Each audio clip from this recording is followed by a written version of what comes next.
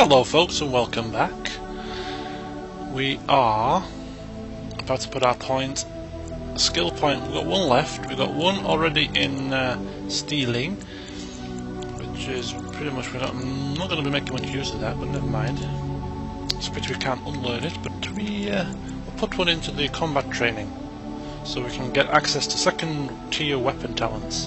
Bonus to stamina regen as well. Sounds good. And then we're going to do... I don't have two weapons, I don't think. I'm going to go for two-handed. Anyway, we're going to have to put one in Pommel Strike and into Powerful. Powerful here, you see, training hard work, the warrior has gained greater health and reduced the fatigue penalty for wearing armor. So greater health and reduced fatigue, that's good. And a knockdown, which will give us a knockdown. So in the green section, I remember. Yeah, it is. So there we go. We're going to strike out with the blunt end of my sword and knock my opponent to the ground, so buy me a little bit of extra time. That's lovely. And I'm going to play as Nightmare. Not really. I'm going to play as casual. I'm playing as casual today. As I said, this let's play that I'm doing right now, it's not a test of my skill. It's mainly to allow me to enjoy and chill out a little bit. And therefore, I've already finished the game before. And I finished it on the old normal setting. And found it, it was challenging in certain parts. It was challenging at a lot of the bosses. I found quite challenging actually. I had to load it numerous times. So I don't want to get stressed myself, and I'm just going to try it on casual. If it's far too easy on casual, then I will obviously bump it up a little bit. But for now, I'm just going to control my character, let the computer control their characters, and hence why I'm doing that. I better play on casual, because the computer might do something stupid on a higher difficulty level and make it much, much harder for me. So I'm just going to relax and play on casual. It's mainly for me to enjoy myself and follow the story. But I will still help you while I'm doing it, of course. So let's engorge ourselves. Let's get into the groove. Here we are, Horston, the dwarf commoner. How does he start out? Deep beneath the Frostback Mountains sits Orzammar, largest and proudest of the two remaining dwarven cities. Orzammar. Once the seat of an underground empire, Orzammar now stands alone, cut off from the world by the Darkspawn, still clinging to the memory of its former glory. Below the vast statues and gilded halls where the noble families play at politics, the lower castes live in their shadows, scurrying to serve like their ancestors before them. Below that is you. You are casteless, the dirty secret staining Orzammar's perfect society, forced, along with your sister, to sell your services to the crime lord Barat. To the rest of Orzammar, you are proof that the casteless deserve their fate. But you know you do what you have to, the same as everyone, just to survive. Looks like a great life down there. I can't keep gambling on you forever, Precious. You've got a sweet look, something to light a man on fire. But you gotta make it count. Please, Barat, can we not do this in front of my brother? Why not? He knows the slope of the land, don't you, boy? Okay.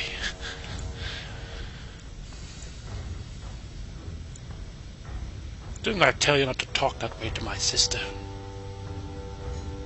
No, I don't think so. I'll go with the flow for now. She won't let you down. Right. That's sweet. Before me, your sister was just another duster. Now check her out.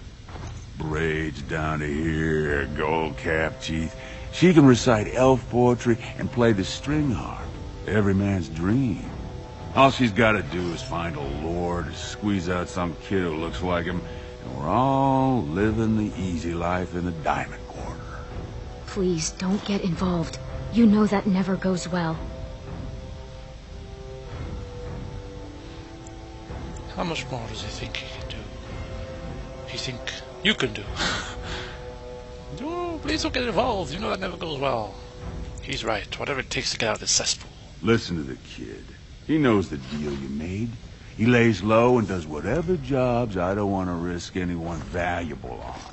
In return, I put out coins so you can doll yourself up and get a belly full of some nobleman's brats. Then you both go free. And I get to join the family and be called my lord for the rest of the little prince's life.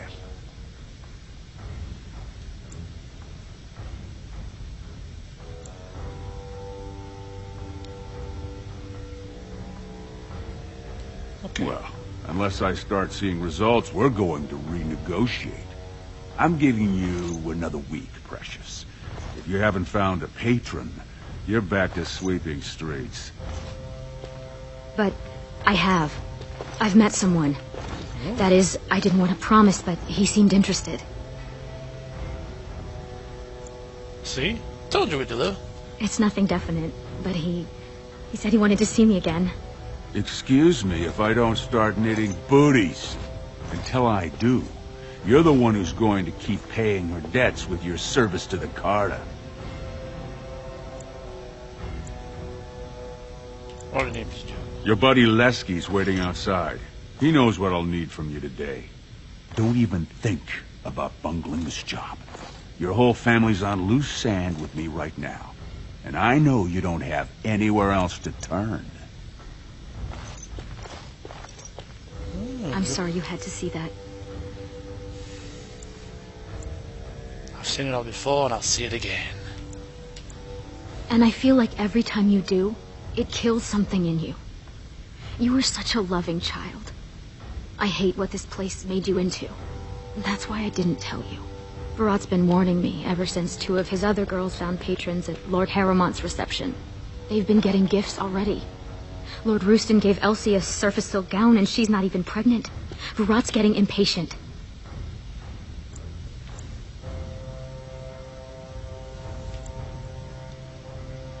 Lord Rooston gave Elsie a silk gown. Getting impatient? Expects too much from you. You know how desperate the nobles are for more children? They can barely field enough soldiers to hold the walls against the Darkspawn. If I could give one of them a son, the whole house would celebrate. And we'd all be raised up to noble caste to join the family. It's what Barat's betting on. That's why he paid for my clothes, my voice lessons. He wants to share the reward.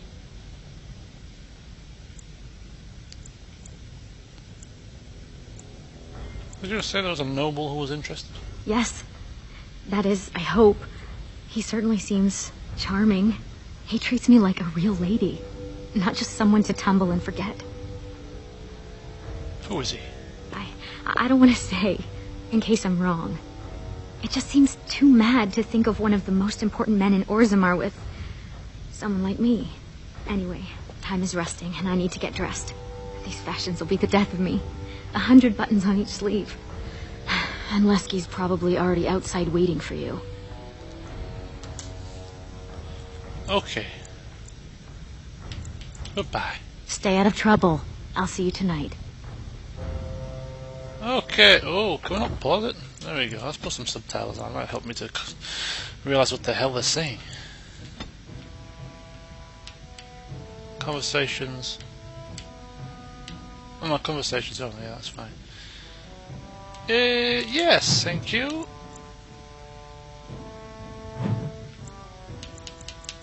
Okay, right. Xbox version. We have codexes and quests. There we go. I've got a little chest over here. So inside the chest, and poultices and daggers, and that's excellent. To recoup myself with the keys. So the right trigger is the secondary quick links. Left trigger brings up the thing. So we've got the poultices, potions, quick heal, we've got the sustain spells, talents. So we've got the sweep, bound to X. Stealing, no. Pommel Strike bound to Y, and then Quick Heal bound to B. Okay, that's fine for now. What's this? Advanced. Hold. No, that's nothing there. Let's have a look at our inventory, see what we've got. Okay. Are we dual wielding? I believe we're dual wielding daggers. No thanks. I want to. Let's have a look. What's this? Battle axe, two-handed weapon. So some big boy hits with this. And then what have we got there? We've got duster gloves, duster armor, duster boots, Dalish promise ring, which we'll put on. What does it do? Inspect. 2 health regen and 15% plus to healing effects. That sounds perfectly good to me. Right. 4 poultices, and that's everything else. There is the map, that's the pack. We can do tactics.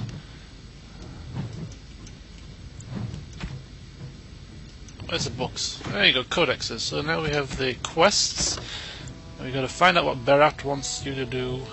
You work for the Crime Lord. Berat is one of his enforcers. He has a task for you to carry out today. Lesk, who was waiting outside, will inform you of the details. And a couple of downloadable content which we'll do later on. Codexes, culture and history, the casteless. The caste system in Orzammar includes many groups of privilege, the nobility and the warriors above all others, but to a lesser degree the merchants and the smiths and the miners. Tradition establishes a clear hierarchy, but as in any culture with the upper class, there is also a clear underclass. These unfortunates, the so-called casteless, are believed to be descendants of criminals and other undesirables. Oops. They have been looked down upon since Orzammar's foundation. They have taken up residence in a place called Dust Town, a crumbling ruin on the fringe of Orzammar's common areas. Orzammar society considers these casteless lower than even the servant caste. Indeed, the casteless are not allowed to become servants, as it is too honourable a position. They are seen as little better than animals, their faces branded at birth to mark them as the bastard children of the kingdom. Their home district, little more than a slum, is a haven for crime, organised and otherwise. Orzammar's guards seemingly cannot be bothered to patrol its streets. The best that the most casteless dwarves can hope for is a life at the whim of a local crime lord, ended abruptly by violence or an overabundance of toxic lichen ale. Even so, there is some hope for the casteless, a dangling rope that offers a way up into great Orzammar society. Since the dwarf's caste is determined by the parent of the same sex, the male child of a nobleman is part of the noble's house and caste. Strangely, it is acceptable for casteless women to train in the arts of courtly romance to woo nobles and warriors, as are known as noble hunters. Any male born from such a union is considered a joyous event, considering the low rate of dwarven fertility. The mother and entire family are then taken in by the father's house, although they retain their caste. The dwarves we know on the surface are also considered casteless once they leave Orzammar. Although this is only relevant to those who return, if they are allowed to return at all, dwarves who leave for the surface, the sun-touched as they are often called behind their backs, lose their connection to the stone and favour of the ancestors, and thus are worthy of little more than pity, for upon dying they are said to be lost to the stone forever. Put that way, it seems a sad existence indeed. So, the casteless are the bottom of the rung of the dwarf society, and if they want to get themselves into the nobility, then they have to marry a noble, or the woman does, have a noble son, and then they can get the hell out of that slum dust town. And then we just got a load of crap about controls, which we don't bother with, so there you go. A little bit of history about who the hell we're supposed to be. A casteless dwarf of some blasted crime lord doing his bidding. Although I certainly don't like the way he talked to my sister there. Kayla. Who's that? Why are you bothering me? Rika? Oh my god, it's my mother. She looks like an absolute alcoholic. And on that bombshell, I'll end this part. Join me again next time. See you soon.